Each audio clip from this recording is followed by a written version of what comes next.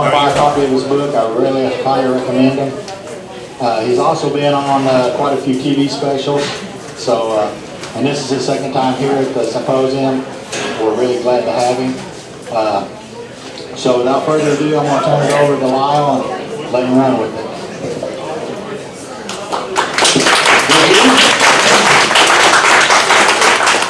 Thanks, DW.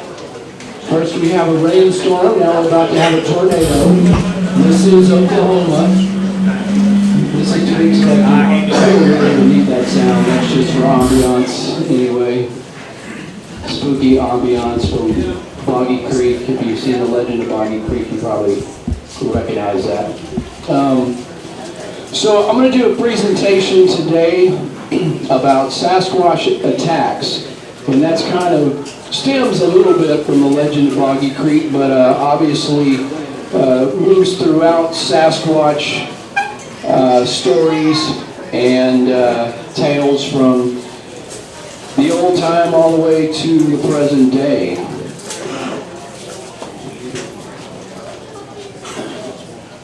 People always ask me about southern Bigfoot. For example, I was speaking at a event in Hocking Hills, Ohio recently, and it's way out in the country, so they picked me up at the airport, and the girl driving me, asking me, you know, some chit-chat or whatever, and it wasn't long before she turns to me and said, "Are they really aggressive down there in the south?" I said, "Yeah, you don't want to go in the woods down here. They're scary. They'll come after you." But that was the first thing she wanted to know, because the legends and lore of the southern Bigfoot say that they're aggressive. Now, of course, there's been sightings of Bigfoot, thousands and thousands of sightings. We're all familiar with that. We know there's been sightings in every state. People say, wow, Bigfoot must get around to be seen so many places. But of course, if you're here, you probably understand that Bigfoot is not a singular creature. We're well past that old school thought. There's a population of these creatures, and they exist everywhere. Most of these sightings are very brief, and they seem very harmless. I mean, we're familiar with the crossing the road sighting. You see it for a couple of seconds. How come you can't get a picture of it? Well, I only saw it for a couple of seconds, and I was driving. It wasn't posing for a picture, you know. So most of the sightings are very brief, very unexpected. You don't know when this is going to happen. The more you look for it, the least you see it. When you're not looking for it, it seems that's when people see it. Or the person that doesn't want to see it, and they're traumatized. So in general, the sightings are brief, they're harmless, the creatures are just going about their business, they're trying to stay away from us. But there are those cases where they show aggression, where they seem to be scary, fierce, territorial perhaps. And is this a north versus south kind of thing? Because when I'm in Ohio, the first thing the woman asked me was, are they aggressive? So the Bigfoots here do have a reputation. And is that something that is specific to the South, or is it just universal? So we're going to look at that, and we're also going to talk about why, perhaps, they may be aggressive at times.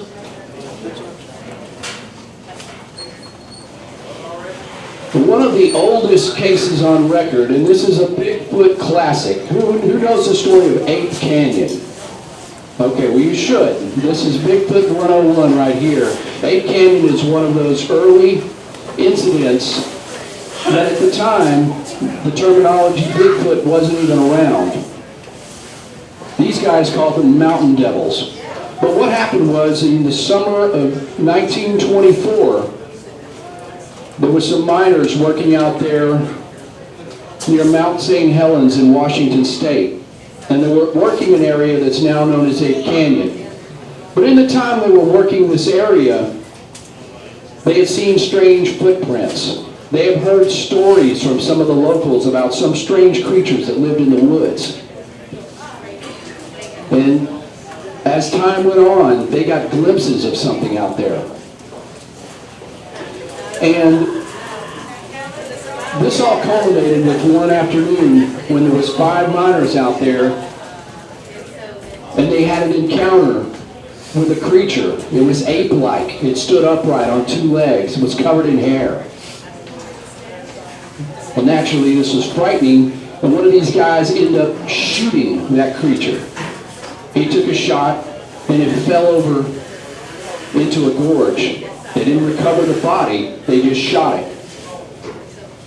Okay, all well and good, until they were in their cabin that night.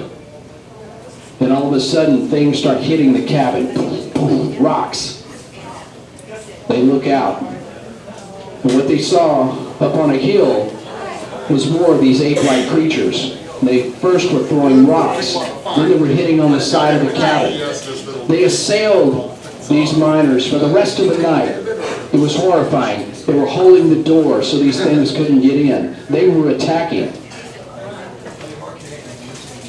And this was something that was covered in the newspapers at the time. Once this story came out and these guys did some interviews, here's a sample clip from one of the old newspaper stories in 1924. And of course, back then, the term Bigfoot or Sasquatch was not known. They were calling these things mountain devils, just describing them in terms of apes. That was the closest thing they could compare it to. There was no Bigfoot comparison.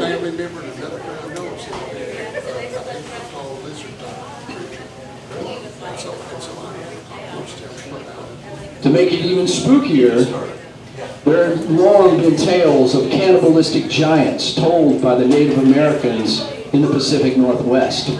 The Yakima tribe, the Hoopa tribe, the Squally. They all had terms for a creature that, as we look at it now, seems very Bigfoot-like. They were tall, they were hairy man, forest people, forest giants. These were the translations. Oma, demon of the wilderness. And the stories they told were that these creatures would often kidnap people. They would take children. They would even eat people. These were some scary sounding things. But in terms of what we know as Bigfoot and looking back at these stories, we can see a similarity in the creatures they described and what we know as Bigfoot. And obviously when you're talking about kidnapping and snatching and cannibalism, that is aggressive behavior. And it's not just in the South. And if you want to get broader in terms of legends of monsters and things like that, a lot of these cannibalistic type stories translate into what we know as the Wendigo. And the Wendigo is much more of a folklore type creature. People ask me if there's sightings of different creatures, and some of them to me are cryptids like Bigfoot, lake monsters, and then there's things that are more stories and things like that, and that's where the Wendigo falls, because it's this giant, 15-foot tall creature with antlers and hair, and it eats people and things like that. Much more of a fanciful type creature, but these stories that the Native American told seem to have transformed into this bigger type of a creature. Now we always go back and try to find some historical precedents for the sightings we have now. Because if these creatures are here now, then they would have had to been here all along. They should have been seen by people in the past. And in fact, we do find many stories in newspapers from the 1800s which talk about something called the wild man. It was usually what they termed as a hairy, forest-dwelling man or something like that, often left large tracks. But they didn't call it Bigfoot, of course. This is the 1800s. And so as we look back at these stories, we see a similarity in what they described as a wild man, which didn't seem so much man-like when it had giant footprints and it was covered in hair from head to toe. But that was the terminology they used. And one of the earliest stories was from 1829 in Georgia. in the Okefenokee Swamp. Has anybody ever been to the Okefenokee Swamp? Yeah. Okay, this swamp, this is no ordinary swamp. This isn't just down a boggy, it's not even Boggy Creek. This thing is an enormous, huge wetlands, a huge swamp. Native Americans lived there because it was impenetrable. It was a place where they could find refuge. There's plenty to eat, sustain themselves. It is a place that would absolutely be able to hide any number of large animals that you may or may not ever see. And back in 1829, there was tales that some hunters had been out and they found these huge man-like footprints. They looked sort of human, but they were very, very big. But when they started telling this tale around town, a group of other hunters said, well, we're going to go out there and see what that's all about. We're going to find this thing. And so 9 hunters went out, and they went further and further into the Okefenokee Swamp, which, by the way, I've been to. And they found these footprints. And so they knew they were on the right track. So they rested that afternoon. And as they were resting, something came out of the woods. And it was huge. It was covered in hair. It walked upright. And all of a sudden they panicked. They picked up their guns and started shooting at it. And it came for them. And it attacked them. And something else came. There was more than one. They ended up confronting these creatures and allegedly shooting one. The body lay on the ground. The rest of them retreated. But by now the guys are just looking at this. And they described it as something that was over 10 feet tall, was covered in hair. They didn't know what it was, but it scared them to death. Well, the thing was so big and they were afraid to take parts of its body because they were aware that there was others out there. And so they ended up going back to town and telling this tale. Now they had no proof, but this went on record and it's something that's kind of been incorporated into Bigfoot lore ever since. Not to be outdone, we have kind of a similar tale from right here in Oklahoma that allegedly happened in 1855. Who's heard the story of this so-called Indian Bigfoot War? Yeah, that's something that appeared on the internet. It's a sort of a second-hand story. I looked into it to try to trace it back and find the origins of this. It gets murky back there, but for what it's worth, it's something that's entered the Southern Bigfoot stories. And what happened was, in 1855, in this area where Joshua LaFleur, there's a LaFleur County now, and some Choctaws living in the area were experiencing some incidents where these shady, large creatures were kidnapping children. And so they thought it was some bandits or something like that. Perhaps they're going to hold them hostage and try to take money from us. So they had to band together, and he got a group of Choctaw cavalry, and they finally found out where these so-called bandits live. And so they rode out there, they came to the encampment, and when they did, they didn't see any of them there. But there was this big mound where they found these children's bodies. It's kind of a gruesome story, but that's what it is. And as they began to ride into there, suddenly there appeared these huge man-like creatures covered in hair. And much like the guys in the Okefenokee Swamp, they had a battle with them. They were shooting these creatures. And there was many more of these. They fought tooth and nail, even hand-to-hand combat. And they ended up killing quite a few of them. Now, in this story, it's posted online. There's some clues in there as to whether it's real or not. They cited different guns that were used and different names of some of the Choctaw cavalry. And some of these names I did verify as actual living people. These Choctaws, you can look up in the Indian records. And so, for what it's worth, it did have some real people in the story, but of course, as most of these go, there was no proof. They didn't bring a body and, take a picture or do anything with it. It just became another tale. In 1856, a year after that, there was a similar tale in northern Arkansas. And in this case, there was a hunting party out, and they saw one of these type creatures, and they decided to, pursue it and chased it. Well, the thing got mad. It ended up reaching up and pulling one of those hunters off the horse and threw him to the ground. And, at that point, they realized this thing was aggressive, and the hunters ended up scattering. But that was one that was covered in the newspapers quite a bit, and kind of establishes, again, that there were sightings of these kind of creatures even back in the mid-1850s. Mississippi, similar stories that you could find in the newspapers out of there. Near the Homochito River, there was a sighting of a creature like this, and almost the same kind of tale, where these hunters confronted it and shot at it, and it escaped, and so forth. And I didn't want to leave Ohio out of this story, because I ended up doing, in fact, when I was up there doing my presentation in Ohio about the aggressive Bigfoots, I did kind of an early version of this. I gotta find some about Ohio, because they can't say that our Bigfoots are all scary. Certainly there's got to be something to hold them accountable as well. And sure enough, 1897, you got a couple of guys that were out there cutting timber in the forests of Ohio.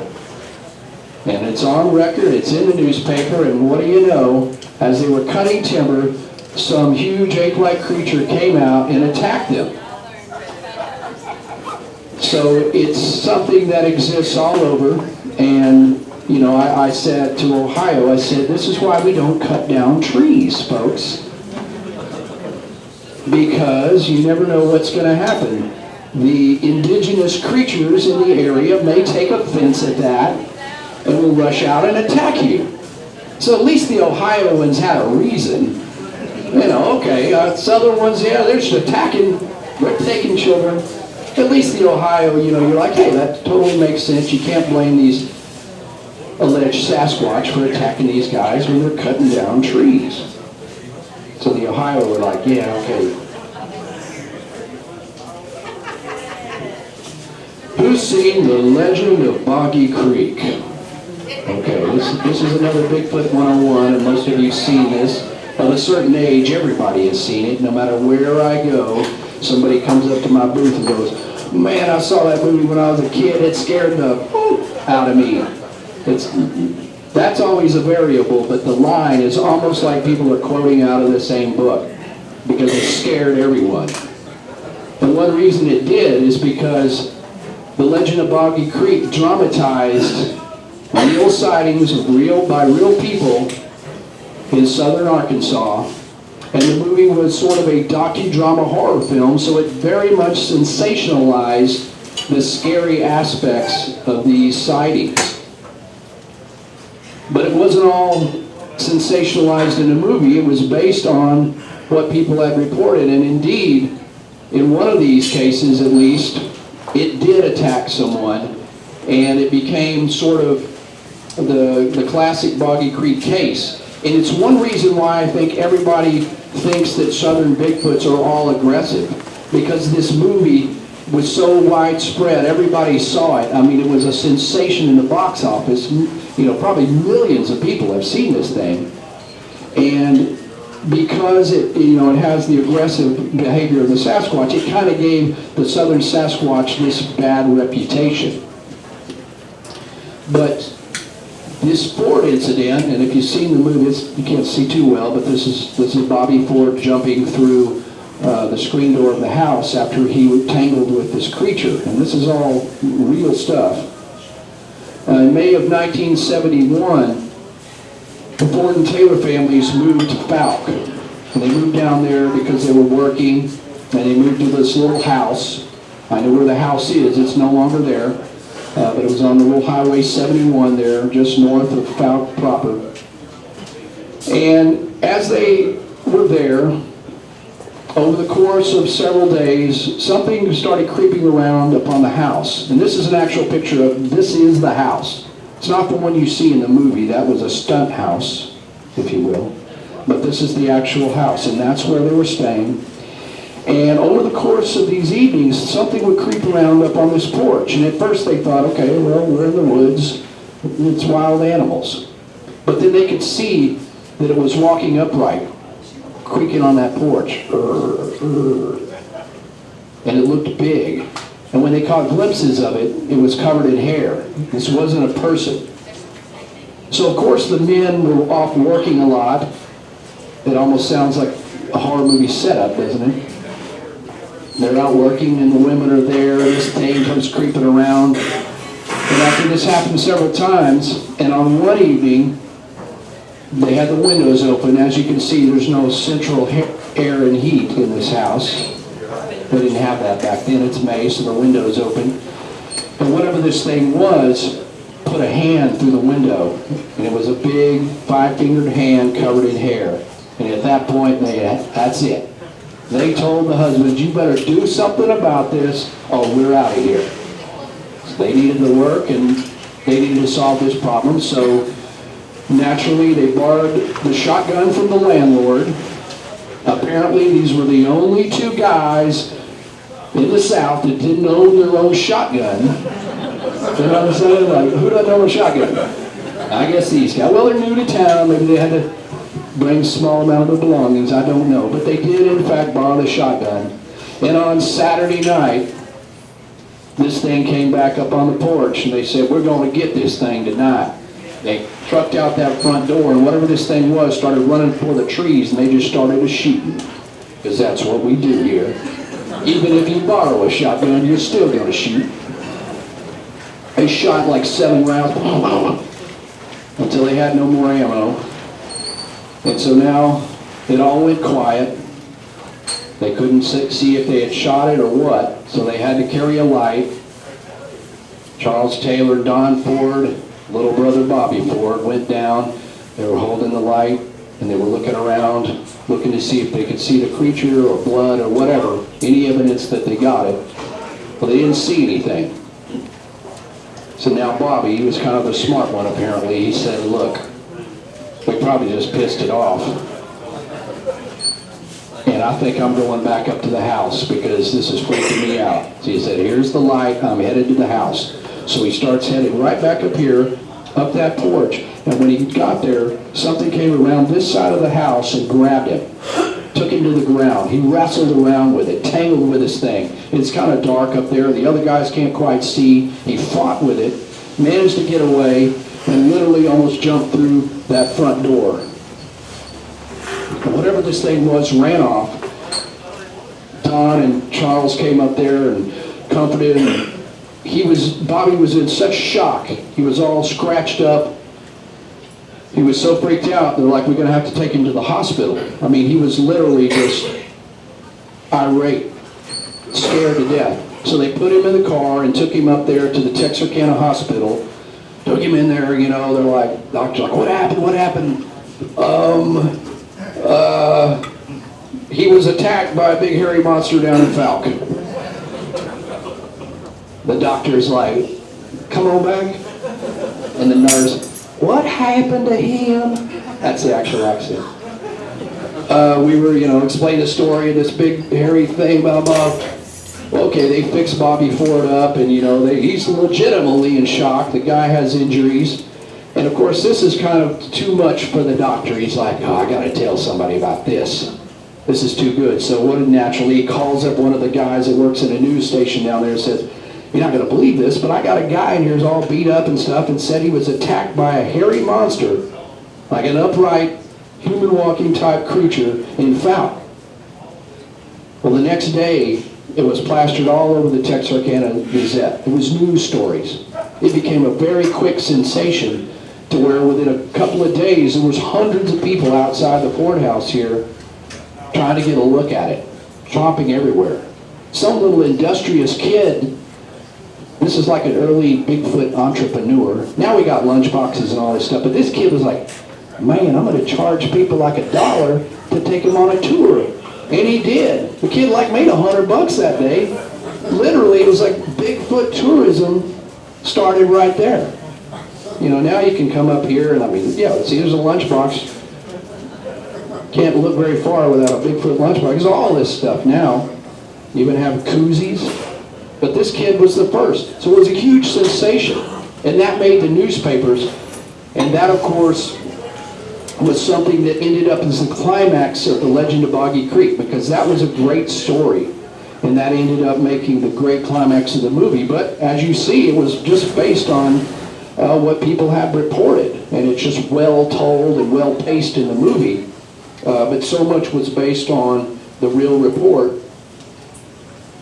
which ended up giving the reputation that all southern Sasquatch obviously are bad. And that's probably the top thing people ask me about is the Ford incident. I'm constantly getting messages, I'm going to Falk, can you tell me where the Ford house was? That sort of thing. I just give them some coordinates on way off into the swamp. And I don't know what happens to them. No, seriously, if you emailed me that question, I did send you the right location. House isn't there anymore. I just send them there because the neighbors next door don't like it, and there's tourism still going on. But there's stories from Legend of Boggy Creek that were documented in the 1960s. Stuff didn't just start in the 1970s, and if you've read my book, you know that there's a long history of sightings down there, particularly a lot in the 60s. And there was also corresponding incidents in the 60s in Texas. There was some news reports that came out around that time. There was a boy that lived near Jefferson, Texas. Has anybody been down to Jefferson, Texas? It's alleged to be the most haunted small town in America. And that's great because I like ghosts and stuff. But to me, it's like, whoa, there's some really good Bigfoot history here as well. And in 1965, there was a boy named Johnny Maples, and he was walking home from school one afternoon down the country road, and he heard something in the bushes. And, you know, you got friends, they play jokes. He's like, my buddies are trying to spook me. So, you know, naturally picked up some rocks, threw them into the bushes, and the rocks came back at him. It's like, man, that's not cool, come out. So he starts calling, come out, you know, quit messing with me. Well, he soon found out this wasn't his buddies when this big, tall, hairy creature walked out. And when he saw this thing, obviously he was scared, and he just took off running. And this thing came after him. And as he looked back, it was still following him, but it really only had to walk where he had to run. But he saw this thing in clear daylight. There was no mistake what he saw. It wasn't a person in a costume. It wasn't his friends. This was something he couldn't explain. And he ran all the way home. And when he got there, he was in such panic. His mother called the sheriff. The sheriff came down, and they looked around. Of course, the creature, or whatever it was long gone. But this was something that made the newspapers. And there was a lot of other stories at the time talking of these wild, marauding man-apes that roamed the area between Longview and Jefferson. And supposedly some of them had been aggressive, and there was posses formed to hunt them down. So these are other cases that were documented in newspapers in the 60s. Louisiana, we can't let them off the hook either. It's a swampy, mosquito-infested place. And the Bigfoots down there can apparently be as ornery. Because I interviewed a hunter who was hunting down there in western Louisiana, and he was sitting on that deer stand one day, and a doe came out of the woods and looked a little panicky, never even saw him, and just came and sat right under his tree stand. So he thought, you know, there may be a buck coming out following this, I don't know. So he sat there, and he heard this weird howl. And as he looked through the trees, he saw this tall creature come out. Well, this was 1981, and by 1981, the profile, the concept of Bigfoot, we all know. And what he saw walk out looked exactly like a Bigfoot. And he said he had to spend several moments trying to process this. Like, is that what I'm really seeing? I don't believe it. I see it, but I don't know if I can believe it. And this thing stood there for a few moments, and it looked right up at the tree stand. It was not fooled by him. And it looked at it. It displayed its teeth. And he didn't know whether or not to be still, to shoot the thing, to get down and run. He said in that moment he was scared to death. And the thing kind of howled and displayed some aggressive maneuvers. And people ask me this all the time. Well, how come a hunter doesn't just shoot one? I'm like, have you ever interviewed a hunter that's seen one? No. Well, here's the thing. He said as he looked at this thing, he thought about shooting it, but then he thought, what if I don't hit it? What if my bullet doesn't knock it down? What if I just make it mad? And even worse than that, it looks so human-like. The thing's standing on two legs, it's walking upright. There's just something about it that's just too man-like. I don't think it's a person in a costume. I'm sure it could be. But whatever it is, it's too man-like, and I just can't shoot it. So I think this is always the problem with the hunters. Hunters do see it. Some people always say, well, how come hunters don't see Bigfoot? I'm like, they do. They don't shoot them. Because in that moment, when you're confronted by something like this, it just changes your whole world. And you just can't bring yourself to shoot it. No matter how much you might claim you're gonna shoot it, it's different if you were in that actual moment. Anyway, this thing whooped, and he ended up getting out of his tree stand and just bolting for his truck. And he had to run. And this creature and another one he couldn't see just sort of flanked him in the woods all the way to his truck. They didn't come. They could have outrun him. They could have got him. He got to his truck, got in, started it up, and took off. And he said his perception was that they were just trying to run me out of the area. He said they could have gotten me easily if they wanted to. But they didn't. It seemed something that was like territorial. Since we're in Oklahoma, we got to talk about the siege of Honobia. Who's heard of the siege at Honobia? This is kind of a rather famous case that's become part of Bigfoot stories. And this happened near the Kiamichi Mountains. If you've been to Honobia, there's a conference there. This location is literally up the road from that. This all started in 1998 when a family purchased a home in the mountains there. Within a few months, the brother of the guy that purchased the home had a sighting of a Bigfoot-like creature on the property. He didn't really tell anybody at the time because his brother was so proud to have bought this home up there in the mountains that he didn't want to kind of spoil it. He knew his wife wouldn't take kindly to that. This was their dream home. I'm sorry that your dream home also includes Bigfoots wandering on the property. Now, that is a dream home to me, and probably to y'all, but not to everybody. But anyway, these guys were hunters, and they had amassed a large amount of venison, and they were storing it in a freezer, sort of a makeshift shed off to the side. And they started noticing that something was breaking in there and stealing the meat. And so naturally at first they thought bears.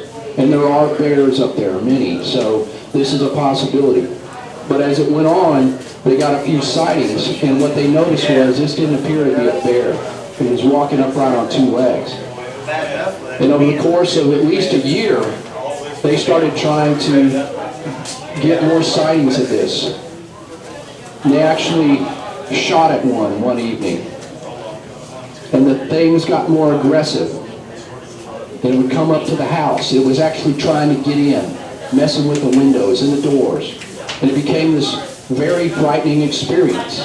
Like the Ford house, but something that had gone on for like a year. And in the time when they saw a creature out there and they took a shot at it, they believed they hit it, but they couldn't see it. And what they surmised was that some of the others had come and taken it away up into the mountains. And all night they could hear these moaning howls. of a creature that they couldn't identify. And so by 2000, the year 2000, which used to be the future, remember that one?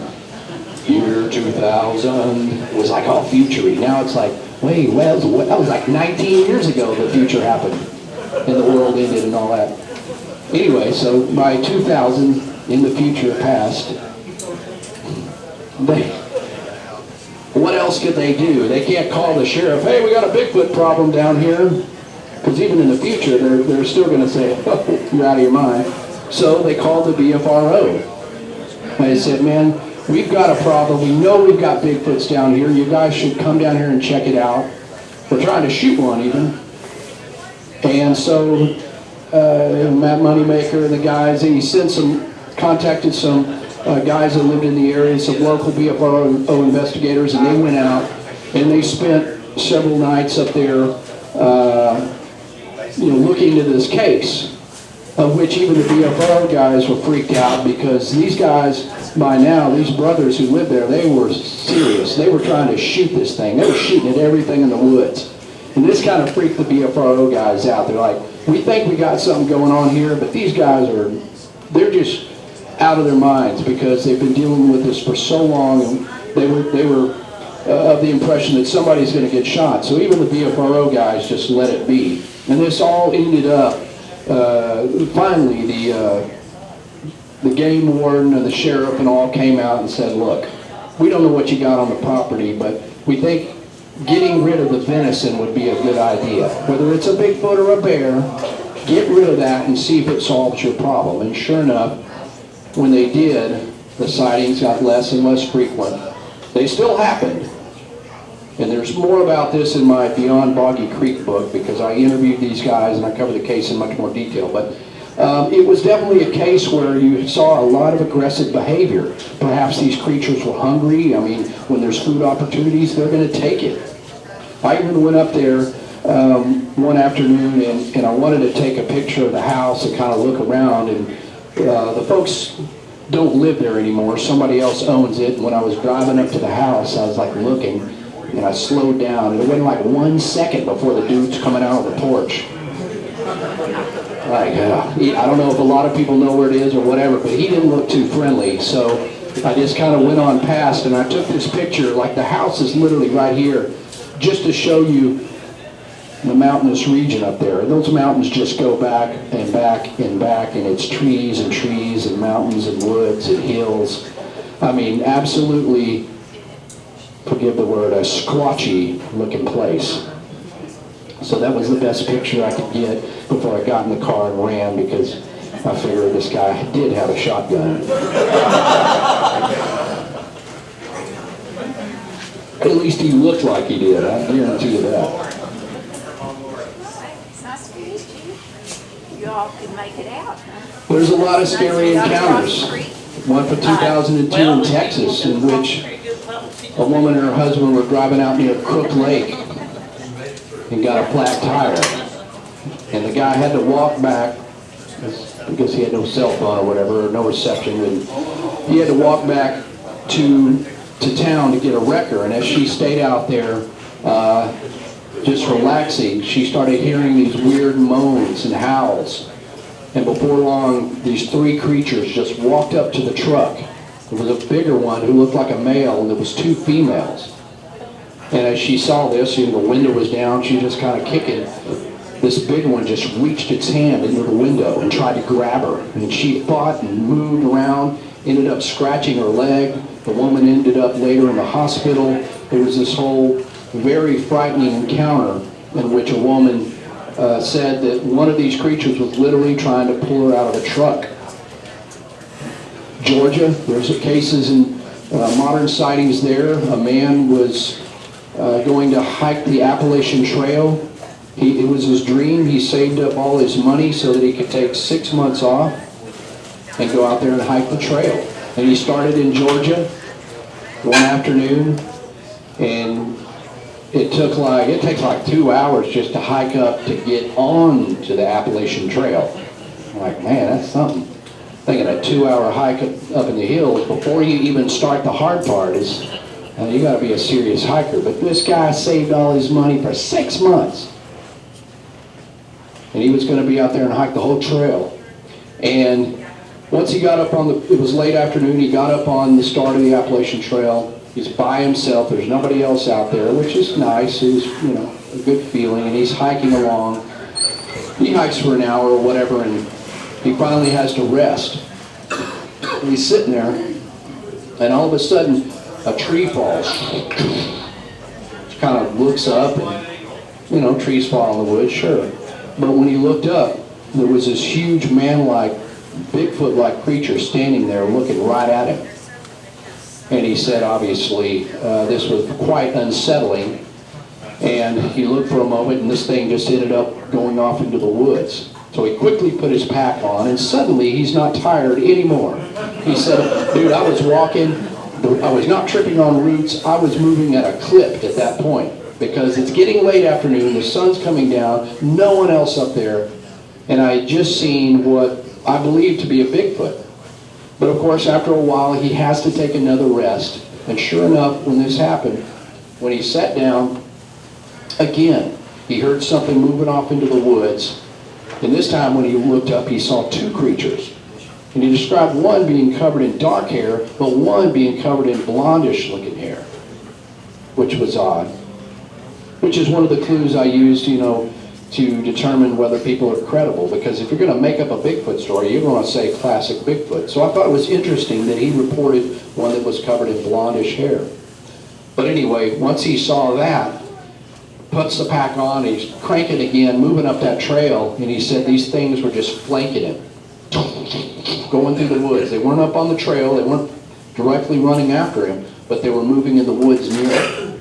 And he went on and on and on until he finally came to one of these shelters where you can put your tent in it, and he had to sleep overnight. He said that was the most frightening night of my life, knowing those things are down there and having to stay in this tent all night. But he made it through the night and ended up, after that, hiking up to the nearest exit point where there was a bunch of people. He found somebody to take him back to his car. He said, I'm done with the Appalachian Trail. It scared him so bad. Now, I talked to this guy, interviewed him a couple times, and again, this was a guy whose life dream was to hike this trail. So something happened to him, no doubt. Something significant, because he abandoned quest that early. And of course, he kind of tried to tell some of the guides there what happened, and they have nothing of it. But, there's been quite a few sightings up on the Appalachian Trail over the years, and in this case, again, they seem very territorial. Now, the skunk ape is another one that often gets a bad rap. First, we say he's smelly, obviously, it's in the name.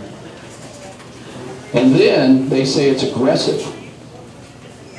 And just like any of these cases that are regional like that, you have some of your run-of-the-mill, ubiquitous encounters where it's a brief sighting. But yes, again, even in the skunk ape case, you find that there are some horrifying stories. Now, the Okefenokee Swamp is just north, it's in Georgia, just north of Florida, not very far away. So to me, that's pretty much skunk ape territory. Some people in Georgia call it the pig man, which I thought was an interesting description. But going back to the early 1900s, a newspaper reported that someone was being terrorized by a shaggy creature. A vague description, but it kind of could be Bigfoot-like, skunk ape-like. And it wasn't until like the early 1970s that the term skunk ape, that's as far earliest as we can trace it, is about 1970, where people started calling it the skunk ape. And people often think that the skunk ape is kind of something separate than Bigfoot, and in some ways the descriptions do reflect something that's more ape-like, that often is a little smaller than what we think is traditional Bigfoot, and something that can move on all fours. But then at the same time, you get descriptions or eyewitness encounters that describe them just like any Bigfoot. 7 foot tall, they walked upright, covered in hair. So it's hard to tell if the skunk ape is really something different, or not. It's definitely something that has a regional flavor because the name has become so famous. If we say skunk ape, you know, it's like Bigfoot, Yeti, skunk ape, as if it's its own category. But there's a lot of really spooky encounters, and I cover a lot of these in my Beyond Boggy Creek book, in which somebody said, "What's that book about?" I said, "Well, it's Beyond Boggy Creek." So it's under the premise that Boggy Creek was one of the most famous southern sightings, but obviously there's so many other cool stories and encounters and evidence all over the South. So in Beyond Boggy Creek, I just cover about 10 states, including Oklahoma, with stories. And one of the freakiest ones was from 1975 from Florida, and this is actually a police report in which some guys said they were driving down this road in Dade County, and they saw a car down a little bit ways down the road, and they saw this, they described as an ape-looking thing trying to get in the car. And they slowed down, and you know, they were scared to keep going. They weren't sure what this thing was, and they finally started going forward, and whatever this was ran off into the woods. And they went down, there's a place where they had to turn around and come back, and when they came back, they didn't see anybody in the car, they didn't see the ape, nothing. It shook them up so much that they eventually called the police and reported this. And it's one that is cool because there's a police report for it, but it's one that whatever was going on, it just seemed kind of strange because the creature was trying to get in a car, presumably if a person was in it. But another story is in the 70s. There was a guy working at a plant nursery out there, and over the course of several evenings, something crept around, and he eventually got a look at it, and it scared him, and he took a shot at it. He fired at it.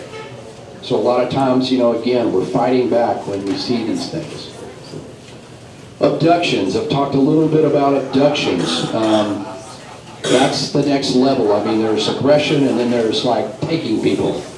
1924, the same year as Ape Canyon. Who's heard of the Albert Ostman story? That's more Bigfoot 101 right there. This is a story that this guy in British Columbia said he was camping one night, sleeping in his sleeping bag, and something picked him up and carried him for miles into the woods. And when he got there, it was a family of Sasquatch, and he lived there for days with them. That kind of kept him, not tied up, but captive. And the reason he escaped is back then those dudes dipped snuff, and that was heavy-duty stuff. And he finally offered it to the male Sasquatch, who, you know, stuck it in his mouth and was like, whoa. Once he kind of got dizzy, Ostman said he ran away and ran for miles back to where he started. But this was something that John Green and a lot of the other Bigfoot historians covered and interviewed this guy. And it's one where, even though it seemed fairly benevolent, but he was picked up and carried off. You think your night in the woods was bad, just hope you don't get picked up in your sleeping bag and carted off. There's some from Tennessee. Since I speak all over, I try not to leave anybody out. Tennessee as well, you're not off the hook. There are some cases of ape-like creatures grabbing people, which also kind of translates into the 411 books, David Paulides, because there's all these cases where kids have been abducted by mysterious circumstances. There was one recently where a kid said, I hung out with a bear in the woods for days. Which, you know, a lot of the conjecture about that is perhaps it was a Bigfoot. The kids are too young to differentiate between a Bigfoot and a bear, and perhaps a Bigfoot seems more nurturing. But it is spooky that they would carry off a kid. But there's a lot of strange disappearances in the woods, and we can't prove whether or not those could be related to Sasquatch or not, but they're certainly interesting, especially when we talk about the old tales that we talked about from the Pacific Northwest, from the Native American tribes that said these creatures were abducting them. And worse, do they kill people?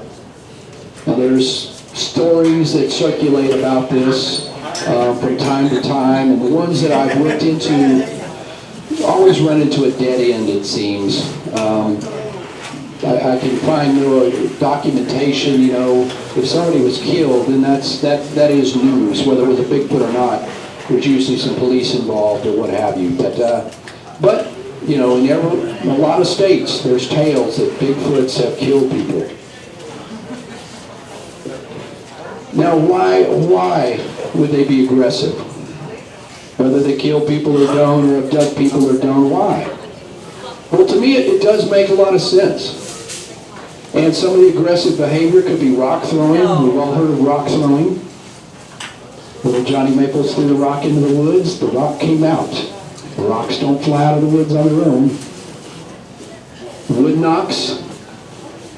It could be used as communication. It could also be used as warnings for other people. Stay out. That means you. So this could be a communication, a warning system. Bluff charges. I've had a few people report bluff charge type activity where something kind of bluff charges them just inside the bushes. They couldn't quite see it. They thought it was a Bigfoot.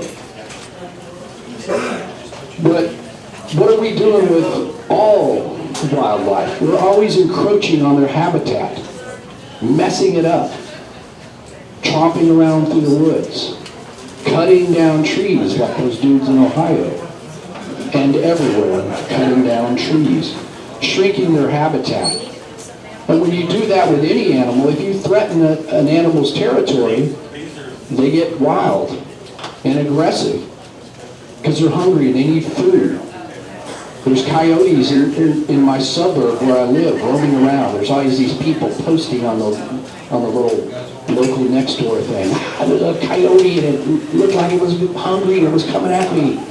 Like, yeah, because you keep cutting down whatever woods we have, the coyotes are getting desperate. So any creature, any animal, whatever it is, can naturally feel threatened. And I think that's why you can have these aggressive encounters. It's not that they're all aggressive, you know, it's just the circumstance. And it could be the individuals. People just still kind of think of Bigfoot as a singular type profile, but it's not. If there's a population out here, there may only be 100 of them. But within those hundreds, there's different personalities. There's different motivations. And so, you know, Uncle Jimmy the Bigfoot could just be ornery. He doesn't take kindly to people tromping through the woods, riding four-wheelers.